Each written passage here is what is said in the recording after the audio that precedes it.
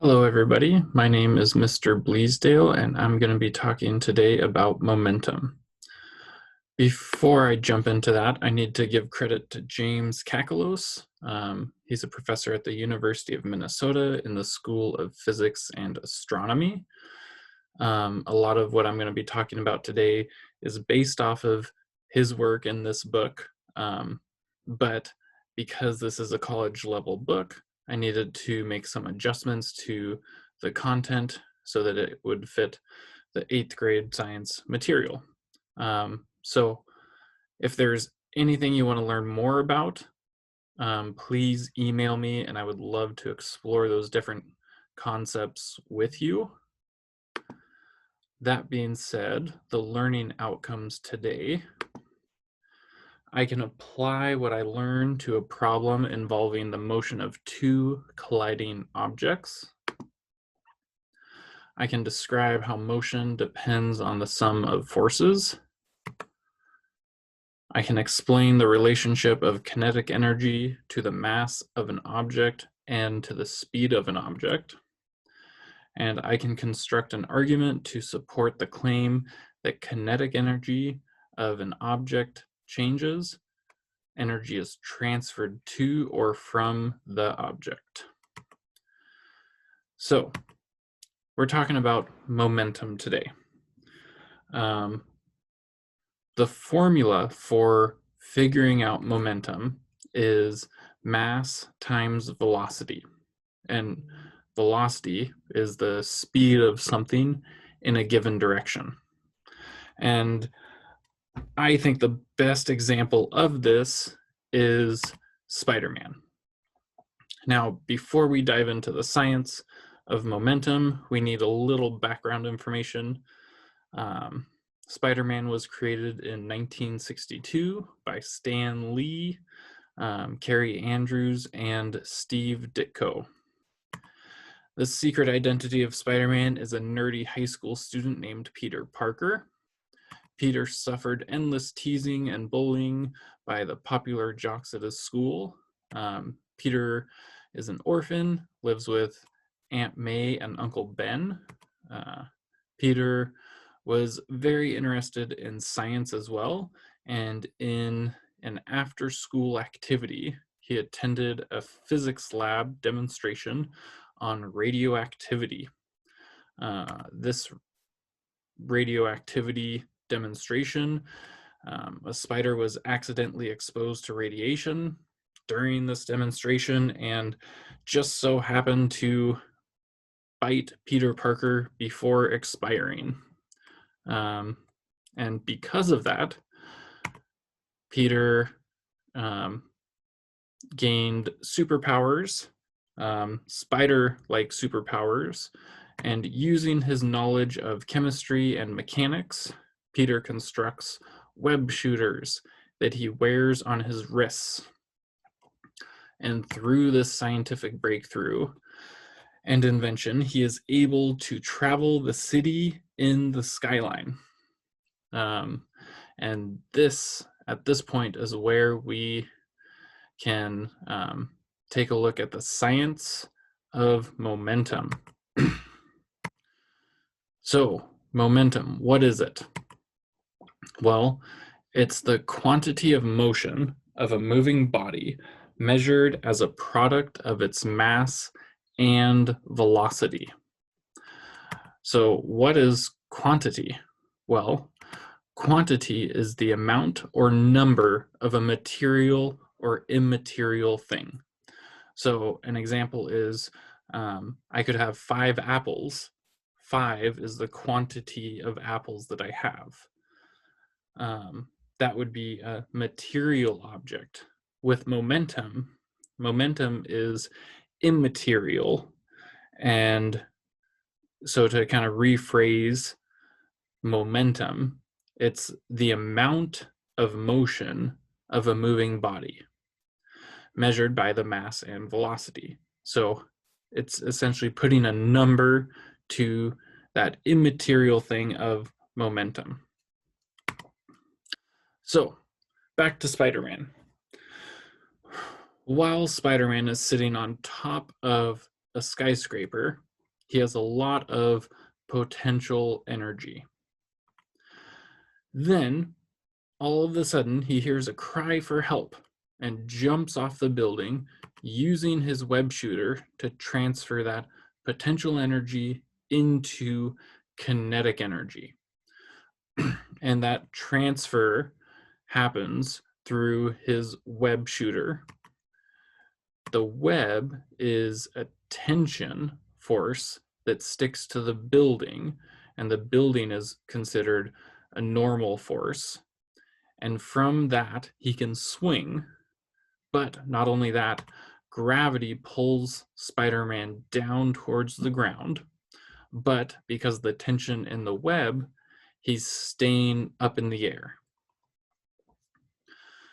So a good example of this is a Newton's cradle.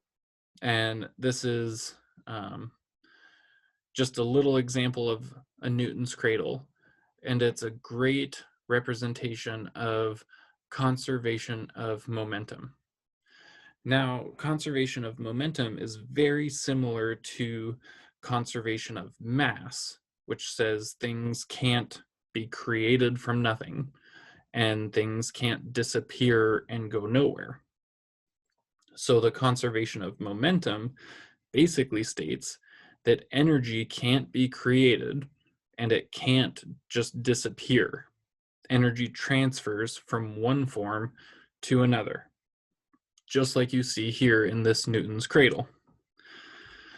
Now, there are multiple forces acting on this system, and this system being the Newton's cradle. So we have the tension force that is holding the spheres up. We have the gravitational force that is holding the spheres in place. The gravitational force is essentially trying to pull the spheres down to the ground, but because of that tension force, they're staying in place. And then when we take the sphere on the end and pull it away from the others, we let go, and that creates a push force. And that push force is applied to the rest of the spheres, and it initiates the conservation of momentum. So what happens when that sphere hits is it transfers that momentum through all of these spheres. Once it gets to the last one, there's nowhere for it to transfer that energy. So it accelerates and goes up into the air. It only goes so far, and then gravity pulls it back down, back to where it started. And then lastly, we have the normal force, which is holding the tension so that the spheres don't fall. So back to our dilemma. Green Goblin first appeared in The Amazing Spider-Man issue number 14 as a mysterious crime boss. He grew into one of Spider-Man's most dangerous foes. Now, in issue 121, written in 1973, the Green Goblin has kidnapped Spider-Man's girlfriend, Gwen Stacy, and takes her to the top of the George Washington Bridge. Now, the Green Goblin is trying to use Gwen as bait to lure Spider-Man into a battle. And the George Washington Bridge is about 604 feet. Just keep that in the back of your mind. We'll come back to that in a little bit. So during this battle between the Green Goblin and Spider-Man, Gwen Stacy gets knocked off the tower of the bridge by the Green Goblin, causing her to fall. Spider-Man, thinking fast and wanting to save her, shoots his web down to catch her. Of course, just like all the movies, at the last possible instant, Spider-Man manages to catch her with his webbing. preventing her from plummeting into the river below. As Spider-Man brings her back to the top, he is shocked to discover that Gwen is in fact dead. The Green Goblin attempts to explain this to Spider-Man, saying, since he obviously knows about science because he has a lot of advanced evil technology, he says that she was dead before his webbing reached her. And then he continues to say a fall from that height would kill anyone before they struck the ground. But hold up. Something doesn't add up here. If it's true that, in fact, the fall would kill anyone, then what about skydiving? Or even bungee jumping? I don't believe skydiving would be a thing if after people jumped out of the plane, they died. And then bungee jumping is literally jumping off of a bridge. So this raises a couple questions. The first question, are science geniuses, evil science geniuses, always correct? And then, are comic books always correct? So let's dive deeper into this Green Goblin saying the fall killed Gwen Stacy, not the webbing. So the central question being, how large is the force supplied by Spider-Man? Supplied by his webbing when stopping the falling Gwen Stacy. Now, remember, the George Washington Bridge is 604 feet. For easy math, just to make it easy on us, let's say that Spider-Man caught Gwen at 300 feet.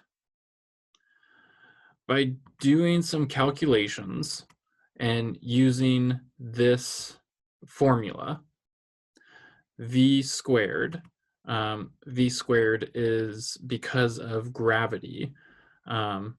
When there are falling objects, their speed increases due to gravity. So, for instance, within the first second, something might be traveling 5 miles an hour. Within the second, they might be traveling 25 miles an hour, and it just increases from there. That is what's called exponentially. It constantly increases. So G is calculating gravity, and H is calculating height. So using this formula, we do some calculations, and we can figure out then that Gwen Stacy is traveling at about 95 miles an hour when she reaches 300 feet. So in order to change Gwen's motion from 95 miles an hour to 0 miles an hour, an external force is required. In this case, the external force being Spider-Man's webbing. Now, the larger the force, the greater the change in her velocity or deceleration. So her force that she's currently going, 95 miles an hour, that's a lot. And in order to change that from 95 to 0, an equal amount of force needs to be applied. So to calculate how much force is needed to bring Gwen Stacy to a stop before she strikes the water, we need to look at Newton's second law. The total force acting on an object is equal to the mass times acceleration. So the equation we need is force equals mass times acceleration. Increase in the speed of something. That's what acceleration is. So written out, well, so calculating how to slow something down, we need to also add in time, because time is a factor to slow something down. And by adjusting the time, we can adjust the amount of force needed. I'll explain this a little bit more in a little bit. I know you're probably thinking, wait, why are we talking about force? Isn't this about momentum? Yes, this is about momentum, but momentum and force are linked together. Momentum is the amount of motion within a moving body. Momentum is mass times velocity. Velocity is the speed of something in a given direction. So the skateboarder has a lot of momentum because he is moving fast. We've already figured out the momentum of Gwen Stacy. Now we need to figure out the force it will take to stop her. And force is the external action upon a body. Force is mass times acceleration. Both of these are very similar, but acceleration means the speed is changing. Momentum is more of the internal speed that something is going. So to explain this a little different, this equation tells us that in order to change the momentum of a moving object, an external force must be applied for a given time. So the larger the interval of time, the smaller the force needed to get that same change in momentum. Example of this, the semi truck is flying down the highway at 60 miles an hour. It weighs about 5,000 pounds. If we wanted to stop it within 5 seconds, it would take about 60,000 pounds of force to stop it. That's a lot. But say we wanted to stop this semi within 30 seconds. It would take about 10,000 pounds of force to stop it. So that reduces it quite a bit. And this is actually the principle behind airbags. So say you're driving down the road at 60 miles an hour. Your car is moving at 60 miles an hour, and you too are moving at 60 miles an hour. Your car suddenly stops, but since you two are moving at 60 miles an hour, you keep moving forward. And as Newton's law says, an object in motion will remain in motion unless acted upon by an external force. Before seatbelts and airbags, the steering wheel provided that external force. And airbags are designed to deform under pressure. So what this does is it extends the amount of time it takes for you to slow down. So airbags are a lot more forgiving than steering wheels. And then also airbags distribute the surface area in which the force is applied. So it spreads out the force to slow you down, and it also increases the time. Now, there's a video clip next that gives a good example of this, performed by Ellen. Science guy! right, Steve Spangler, and what's happening? Okay, we're talking about pressure. So normally when you think of pressure, you think of like weather or something like that. But pressure can be defined a different way. And pressure is when two things come in contact with each other. So here, hang on to the balloon, and a balloon loves a nail. So we can define pressure this way. So kind of watch this. So see how the tip is right there? All the pressure is at that point right there. And then we get a pop, right? And that's fun. Did you like that? No. No, okay. That is not fun. So that's why I'm not using a nail at all. My great friends at the Arizona Science Center loaned me this. Look, it's a little bed that's here, and there's 4,538 holes. And in those holes are this. Look, there's 4,538 nails. So in theory, this should be really awesome, okay? If you can take the pressure and distribute it over the entire table like this, it should be fine. Here, for example, watch. Take an apple and just kind of drop it on the nails, and you'll see that it bounces kind of right off. But that's okay. Your flesh is thicker than this, all right? So it is not a problem. That was silly right there. This is pretty. So what I was thinking was, if you're up for it, I got you this nice little pillow. And then I was just kind of thinking, I'll help you if you just kind of want to lay down on this, and then I'll show you the next part. It's fine. It's clean. You want to?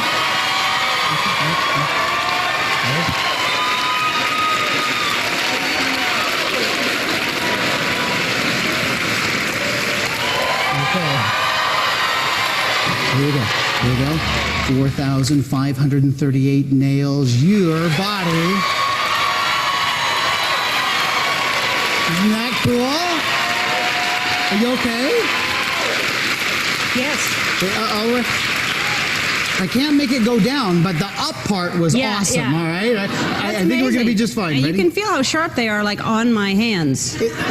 Sorry, but it's distributed across your entire body. So if you just lay on one nail, you would ruin the weekend. But you lay on 1,000 and you're fine. Like if I went to sit up right now, it would be bad. No, you don't want to sit that. up. All right, so watch this. It kind of comes back down again, and you are perfectly fine. You can take a tremendous bath. So what this shows us is that disbursement. Like you said, if you sit on one nail, you ruin the weekend. But if you sit on 1,000 nails, you're fine. And that's applied to airbags and our situation with Gwen Stacy. So for Gwen, her change in speed is 95 miles an hour to 0 miles an hour. Because that's essentially what we're trying to get. She's currently moving 95 miles an hour as she's falling, and we want to get her to 0. Assuming she weighs 110 pounds, because you're never supposed to ask a woman their weight. You assume, we're assuming that she's 110 pounds, which is about 50 kilograms. In theory, Spider-Man's webbing would have some elasticity, so it wouldn't be as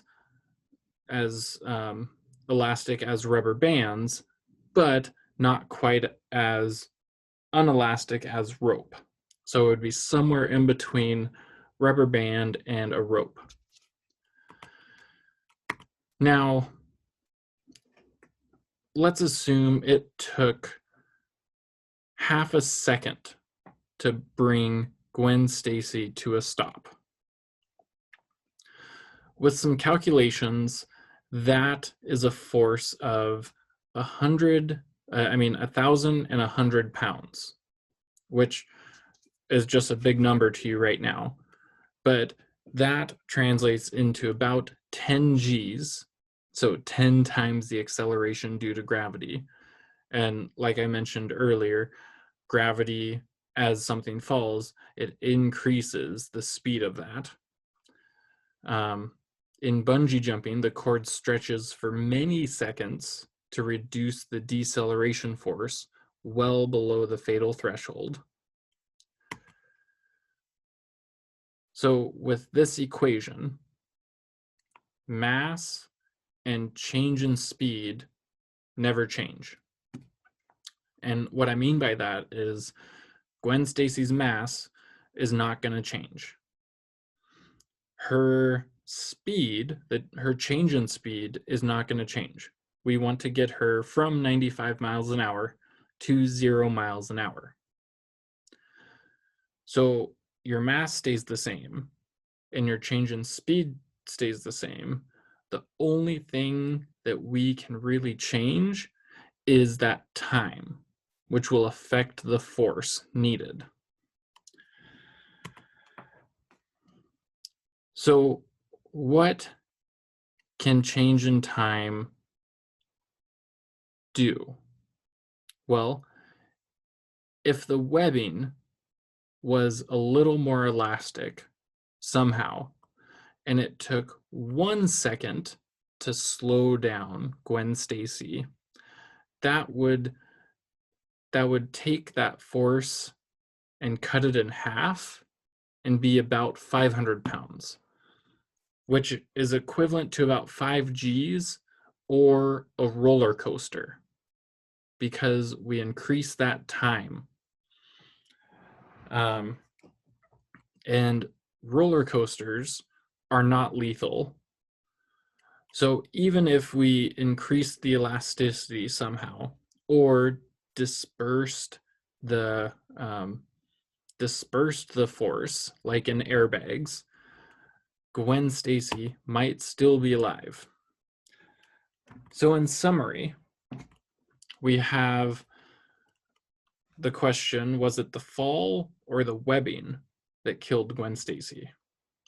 And because skydiving and bungee jumping are things, we can cross off the fall, and we know that it was the webbing that killed Gwen Stacy because it didn't disperse that force over a long enough time. And then, how large was the force supplied by Spider-Man's webbing when stopping the falling Gwen Stacy? And we know that it was about 1,100 pounds. So, taking a look back at the learning outcomes, I can apply what I learn to a problem involving the motion of two colliding objects. I can describe how motion depends on the sum of the forces. I can explain the relationship of kinetic energy to the mass of an object and to the speed of an object. And I can also construct an argument to support the claim that kinetic energy of an object changes. Energy is transferred to or from the object. So there's a couple questions in your assignment. I want to explain those a little bit before I finish up here. So the first question is, Spider-Man and the Green Goblin are in a battle going straight for each other. Both of them are moving at the same speed and roughly have the same mass.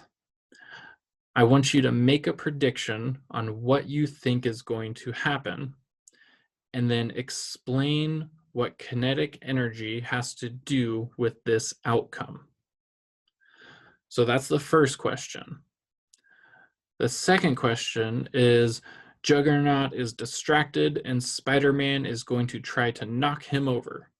Juggernaut has a much larger mass than Spider-Man, and Juggernaut is standing still while Spider-Man is swinging towards him. I want you to make a prediction on what you think is going to happen and explain what kinetic energy has to do with this outcome. There are a couple other questions in the assignment as well.